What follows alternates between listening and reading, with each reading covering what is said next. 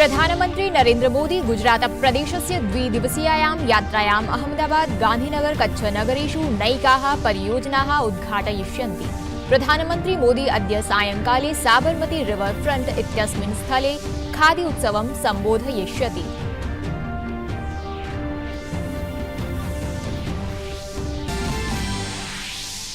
प्रधानमंत्री नरेंद्र मोदी रविवासरे भुजमध्ये स्मृतिवनस्मारकम् उद्घाटयिष्यति। सहैव भुजमध्ये विभिन्नानां विकास परियोजनानां शिलान्यासः उद्घाटनं च करिष्यति। प्रधानमंत्री मोदी गांधीनगरे अपि एकं कार्यक्रमं सम्बोधयिष्यति।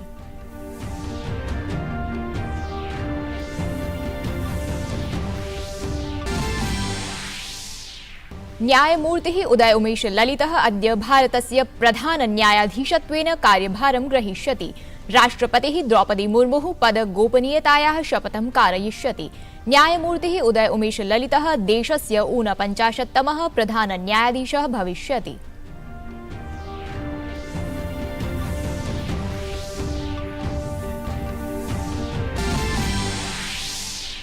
पाकिस्तान देशे तोयप्लवेन मृतकानां संख्या 37,900 अभवत्। राष्ट्रियापत्कालस्य घोषणा विहिता। जलप्लवेन सर्वाधिके प्रभाविते सिन्धप्रान्ते जलप्लव वृष्टिकारणात् 6,300 संख्याकाः जनाः मृत्युमुपगताः।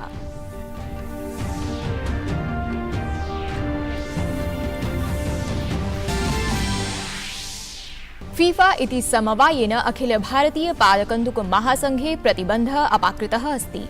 17 वर्षाभ्यन्तरेण महिला विश्वचषक स्पर्धानाम् आयोजनं भविष्यति। अक्टोबर मासस्य 11 दिनाङ्कात् प्रारप्स्यन्ते स्पर्धाः।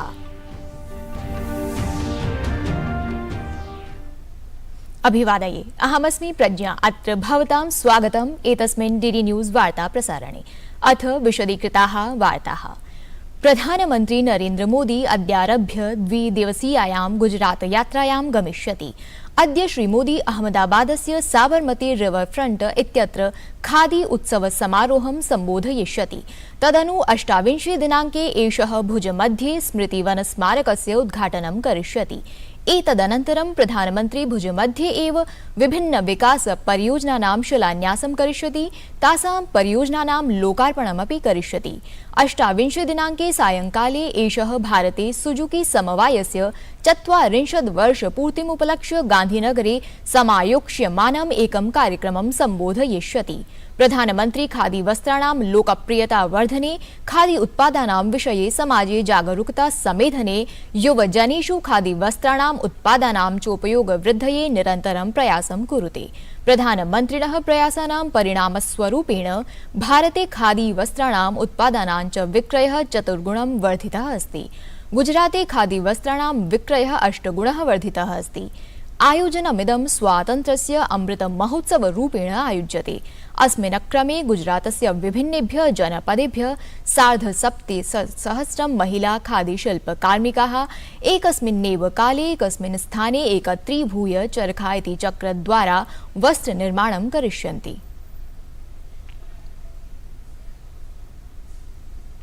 न्यायाधीशः न्यायमूर्तिः उदय उमेश ललितः अद्य भारतस्य प्रधान न्यायाधीशस्य कार्यभारं ग्रहीष्यति।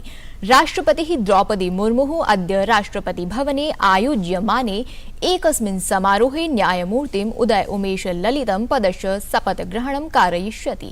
न्यायमूर्तिः उदय उमेश ललितः अस्मिन् वर्षे नवम्बर मासस्य 8 दिनाङ्के सेवानिवृत्तो भविष्यति। प्रधान न्यायाधीशरूपेण तस्य कार्यकालः त्रैमासिकादपि अल्पकालात्मको भविष्यति। प्रधान न्यायाधीशः NV रमना गतदिवसे सेवानिवृत्तः जातः। विश्वविद्यालय अनुदान आयोगेन 21 विश्वविद्यालयाः अवैधाः घोषिताः। एकस्मिन् पत्रे आयोगेन कथितं यत् 21 विश्वविद्यालयाः मान्यतां विना प्रचाल्यन्ते। आयोगेन सूचितं यत् एतेषु अवैध विश्वविद्यालयेषु सर्वाधिकाः 8 दिल्ल्यां, 3 उत्तरप्रदेशे च सन्ति। 10 अवैध विश्वविद्यालयाः कर्णाटक, महाराष्ट्र, केरल, पश्चिमबंगाल, ओडिशा, पुडुचेरी, आन्ध्रप्रदेशेषु सक्रियाः सन्ति।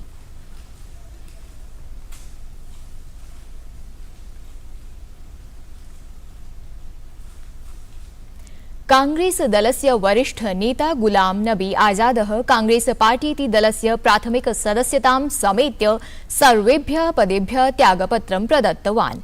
कांग्रेस दलाध्यक्षायै सोनिया गान्धिने लिखिते पत्रे श्री आजादः उक्तवान् यत् तेन कष्टपूर्ण मनसा कांग्रेस दलेन सह 5 दशक प्राचीनानां सम्बन्धानां त्रोटनस्य निर्णयः कृतः अस्ति। श्री आजादः उक्तवान् यत् दलस्य नेतृत्वेन भारतं योजय इत्यभियानात् पूर्वं दलं योजय इत्यभियानं चालनीयमासीत्। गुलाम नबी आजादस्य त्यागपत्रस्य समर्थने जम्मूकश्मीरस्य नैकैः कांग्रेस नेतृभिरपि कांग्रेस दलं त्यक्तम्। इतः प्राक् हार्दिक पटेलः, सुनील जाखड़ः, अश्विनी कुमारः, आरपीएन सिंहः, कपिल सिब्बलः, कुलदीपः बिश्नोई, जयवीरः शेरगिल एतैः नेतृभिः गान्धी परिवारम् आरोपयद्भिः कांग्रेस दलं परित्यक्तम्। गुलाम नबी आजादस्य अस्मिन् निर्णये कांग्रेस पक्षतः तीक्ष्ण प्रतिक्रिया दृष्टा। कांग्रेस दलेन गुलाम नबी आजादः अवसरवादी इत्यस्मिन् रूपे आरोपितः। दुख की बात यह है, अत्यंत दुख की बात यह है कि गुलाम नबी आजाद साहब ने ऐसे समय में कांग्रेस को छोड़ने का और इस लड़ाई के अंदर साथ छोड़ने का फैसला किया है।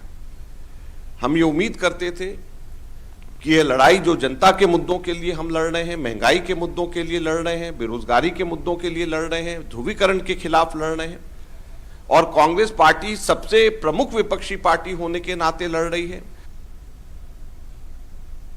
दिल्ली सर्वकारेण अद्य विधानसभायाः एकदिवसीयं विशेषसत्रम् आकारितमस्ति। सत्रमिदं 11 वादनात् प्रारप्स्यते। कथित आसवनीतेः वञ्चनाप्रसङ्गे आम आदमी पार्टीति दलस्य भारतीय जनता पार्टीति दलस्य च मध्ये राजनीतिक वाचावाची निध्याय एतत् सत्रम् आकारितमस्ति। भाजपादलेन आम आदमी पार्टीति दलस्य सर्वकारे दिल्ली आबकारीति आसवनीतौ भ्रष्टाचारस्य आरोपाः आरोपिताः सन्ति। तत्रैव आम आदमी पार्टीति दलस्य आरोपः अस्ति यत् भाजपादलं दिल्ली सर्वकारं प्रशासनात् बहिष्कर्तुमिच्छति। शुक्रवासरे अपि भारतीय जनता पार्टीति दलेन आम आदमी पार्टीति दलविरुद्धं प्रदर्शनम् अनारतमासीत्। दिल्ली प्रशासनस्य आसवनीतिविरोधे दिल्ल्यां भारतीय जनता पार्टीति दलस्य अध्यक्षस्य आदिश गुप्तायाः नेतृत्वे अरविन्द केजरीवाल प्रशासनविरुद्धं प्रदर्शनं विहितम्। दलस्य कथनमस्ति यत् मनीष सिसोदिया आसवमन्त्री अस्ति। एते जनाः पाठशालानां स्थापनं न करिष्यन्ति, परं स्थाने स्थाने मधुशालाः स्थापयन्ति। अस्मिन् सन्दर्भे भारतीय जनता पार्टीति दलस्य अध्यक्षस्य आदिश गुप्तायाः वक्तव्यं शृणुमस्तावत्। आज एक बहुत अहम मुद्दे ते श्रोमणी अकाली दल ने प्रेस कॉन्फ्रेंस की है। पंजाब सरकार नूं, आम आदमी पार्टी दी सरकार नूं तकरीबन समझ लो 4-5 महीने होए ते 5 महीनों के अंदर सब तो वड्डा घोटाला आम आदमी पार्टी दी सरकार ने कीता है, जिहड़ा हैगा शराब दा घोटाला, लिकर पॉलिसी दा घोटाला कि किवें इन्हां ने 500 करोड़ रुपया घोटाले राहीं आम आदमी पार्टी ने, अरविंद केजरीवाल ते सिसोदिया साहब ने पैसा इकट्ठा करने का प्रोग्राम बनाया। उत्तर प्रदेशस्य मन्त्री भूपेन्द्र सिंहः प्रदेशे भारतीय जनता पार्टीति दलस्य प्रदेशाध्यक्षः नियुक्तः जातः अस्ति। राजीव भट्टाचार्यः त्रिपुरा राज्यस्य प्रदेशाध्यक्षः विनियुक्तः अस्ति। सौदान सिंहश्च हिमाचल प्रदेशस्य आगामी विधानसभा निर्वाचनानां कृते मुख्यप्रभारी नियुक्तीकृतः अस्ति। राज्ये देवेन्द्र सिंह राणा सह प्रभारी नियुक्तीकृतः अस्ति। पाकिस्तान देशे अतिवृष्ट्या तोयाप्लवेन च गभीरा स्थितिः, महत्संख्यायां जनधनहानिरभवत्। पाकिस्ताने तोयाप्लव कारणेन मृतकानां संख्या समेध्य 37,900 जाता, येन राष्ट्रिय आपत्कालस्य जाता घोषणा। तोयाप्लव कारणेन सर्वाधिकः प्रभावितः सिन्ध प्रान्तः। सिन्ध प्रान्ते तोयाप्लवेन अतिवृष्टिघटनाभिश्च षडुत्तर-300 संख्याकाः जनाः मृताः सूच्यन्ते। जलप्लवेन नैकेषु राजमार्गेषु यातायातः बाधितः जातः। पाकिस्तान देशस्य प्रधानमन्त्री शहबाज शरीफः दुष्प्रभावितानां क्षेत्राणां वायव्यमाध्यमेन सर्वेक्षणम् अकरोत्। दुःस्थितीनां मध्ये पाकिस्तान देशेन अन्ताराष्ट्रिय समुदायात् साहाय्यं याचितम्। रक्षामन्त्री राजनाथ सिंह नवदिल्ल्यां तंजानिया देशस्य रक्षा राष्ट्रिय सेवा मन्त्रिणा डॉक्टर स्टेर्गोमिना लॉरेन्स टेक्स इत्यमुना सह द्विपक्षीयां वार्तां विहितवान्। उपवेशनस्य अनन्तरं श्रीसिंहः उक्तवान् यत् उभयोः देशयोः मध्ये रक्षा सैन्य सहयोगं प्रोत्साहयितुम् असीम सम्भावनाः सन्ति। तेन विश्वासः व्यक्तीकृतः यत् आगामि दशकेषु अपि भारत तंजानिया देशयोः सहभागिता प्रगाढा भविष्यति। उभाभ्यामपि नेतृभ्यां भारत तंजानिया रक्षा सम्बन्धानां सर्वे आयामाः अपि समीक्षिताः। श्री राजनाथ सिंहः उक्तवान् यत् भारत तंजानिया देशयोः रणनीतिकहितानि तुल्यानि सन्ति।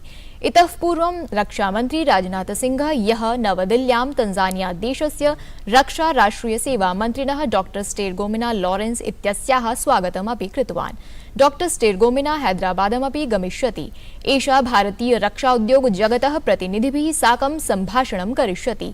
सहैव अस्या मेरकस्य आयुध निर्माणशालायां हैदराबादस्य भारत डायनामिक्स लिमिटेड समवाये ज़ेन टेक्नोलॉजीज लिमिटेड समवाये अपि गमनस्य कार्यक्रमः अस्ति। अस्मिन् विषये रक्षामन्त्रिणः श्री राजनाथ सिंहस्य इदं वक्तव्यं श्रूयताम्। India and Tanzania have good and cordial relations with defense cooperation as a strong and important pillar. There is a broad consensus on both sides on further strengthening the bilateral defense cooperation. The decision to have an institutionalized mechanism to enhance defense cooperation between both the countries is indicative of the seriousness that both of us have attached to defense cooperation. Conduct of the first joint defense cooperation meeting in January last year enabled both countries to identify areas of mutual interest to further defense cooperation. क्रीडा वार्तासु पादकन्दुके परिव्याप्तं संकटमस्ति अवस्थितम्। FIFA इति समवायेन अखिल भारतीय पादकन्दुक महासंघे आरोपितः प्रतिबन्धः अपाकृतः अस्ति। साकमेव भारताय पुनः ऐषमः 17 वर्षाभ्यन्तरेण महिला विश्व चषक स्पर्धानाम् आयोजकत्वं प्रदत्तमस्ति। AIFF इति अखिल भारतीय पादकन्दुक महासंघस्य कार्यकारी समितिद्वारा दैनिक प्रकरणानां पूर्ण नियन्त्रण प्राप्तेः पश्चात् फीफा इति समवायेन एषः निर्णयः विहितः अस्ति। परन्तु फीफा इति समवायेन अखिल भारतीय पादकन्दुक महासंघस्य परिस्थितयः निरन्तरं निरीक्ष्यन्ते। तथा च समयानुसारेण निर्वाचन विधाने अखिल भारतीय पादकन्दुक महासंघस्य समर्थनं करिष्यति। अक्टोबर मासस्य 11 दिनाङ्कात् प्रारप्स्यन्ति स्पर्धाः। अत्रावसरे खेलमन्त्री अनुराग सिंह ठाकुरः ट्वीट द्वारा सूचितवान् यत् फीफा इति समवायेन अखिल भारतीय पादकन्दुक परिसंघे प्रवर्तितानां प्रतिबन्धानां प्रत्याख्यानं निर्णीतमस्ति। सम्प्रति अक्टोबर मासे आयोक्ष्यमाणं फीफा विश्वचषकं भारतस्य योजनानुसारम् आयोक्ष्यते। एतत् सर्वं पादकन्दुक प्रशंसकानां कृते मोदावहो विषयो वर्तते। ऐषमः एषा चषकीय क्रिकेट स्पर्धानां प्रारम्भः अद्य श्रीलङ्का अफगानिस्तानयोः मध्ये क्रीड्यमानेन द्वन्द्वेन भविष्यति। साम्प्रतिकः विश्वविजेतृदलं भारतं श्वः निजाभियानस्य प्रारम्भं चिरप्रतिद्वन्द्विना पाकिस्तानेन सह करिष्यति। एषा शृङ्खला श्रीलङ्कायाम् आयोजनीया आसीत्, किन्तु देशे आर्थिक संकटकारणेन शृङ्खला संयुक्त अरब अमीरात देशे आयोज्यते। स्पर्धाः दुबई अन्ताराष्ट्रिय क्रिकेट क्रीडाङ्गणे, शारजाह क्रिकेट क्रीडाङ्गणे च आयोज्यन्ते। एशिया चषक स्पर्धानाम् आयोजनं 20-20 प्रारूपे भविष्यति। स्पर्धायां 6 दलानि भागं ग्रहीष्यन्ति। दलानि द्वयोः वर्गयोः विभक्तानि सन्ति।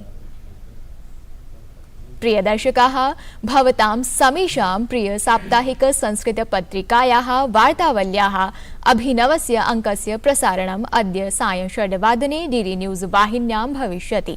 अस्य एव कार्यक्रमस्य पुनः प्रसारणं श्वः रविवासरे प्रातः 7:30 वादने भविष्यति। योऽत्र मित्रविवर्जितः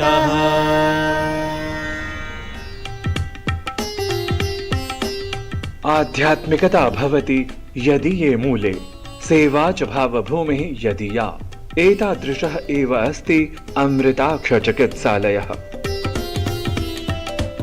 संस्कृते प्रत्येकस्य ध्वनेः अथवा स्वरस्य उच्चारणे अस्माभिर् बहुविध तत्र नियमाः करणीयाः भवन्ति।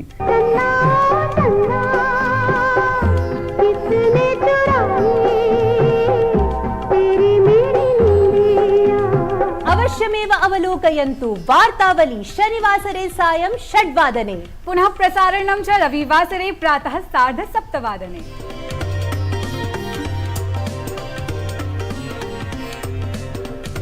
एतद् वार्ता संस्करणम् अधुना सम्पद्यते। अभिनवाभिः वार्ताभिः सह पुनः उपस्थास्यामः। तावत् मङ्गलं भूयात्।